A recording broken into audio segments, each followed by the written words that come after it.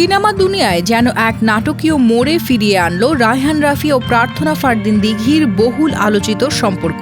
2 বছর আগে যে সম্পর্ক ছিন্ন হয়েছিল অভিযোগ আর আক্ষেপের কাঁটায়, তবে কি সেই সম্পর্ক আবারও জোড়া লাগছে?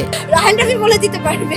সম্প্রতি রাফির নতুন ওয়েব সিনেমা মায়ার বিশেষ প্রদর্শনীতে দিঘিকে দেখে যেমন চমকে গেছেন সিনেমা প্রেমীরা, তেমনি বাতাসে ভাসছে এক গুঞ্জন অতীতের সমস্ত বিবাদকে তবে ধুয়ে মুছে গেছে।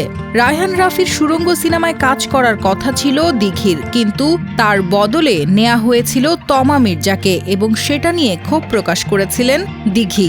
সেই সময় দিঘি জানিয়েছিলেন নানা সময়ে ইন্ডাস্ট্রিতে রাজনীতির শিকার হয়েছেন তিনি। যতটা বেশি মানুষ হিসেবে পছন্দ রায়হান রাফি তাকে সিনেমায় নির্বাচিত করার পরেও তাকে বাদ দিয়েছেন। তবে দিঘির এই অভিযোগ সরাসরি নাকচ করেছিলেন নির্মাতা রায়হান রাফি। তিনি বলেন, দিঘি নিজেই আমার সঙ্গে কথা বলে অভিনয় করার আগ্রহ প্রকাশ করেছে।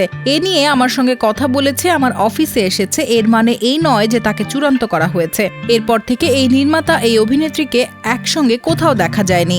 এমনকি দিঘি নিজেকে আমূল বদলে ফেলেছেন, আগের চেয়ে ফিট হয়েছেন, টিকটকও বাদ দিয়েছেন বলাই চলে।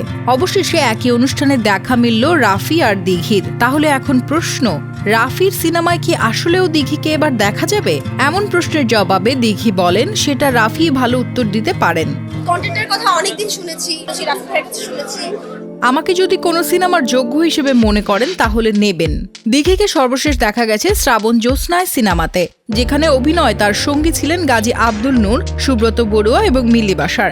এখন প্রশ্ন একটাই, ঢালিউড ইন্ডাস্ট্রি কি আবারও দিঘি রাফি নতুন জুটি আলো ছড়াবে? উত্তেজনা, কৌতূহল আর ফিসফিস চলছে, এখন শুধু অপেক্ষার পালা।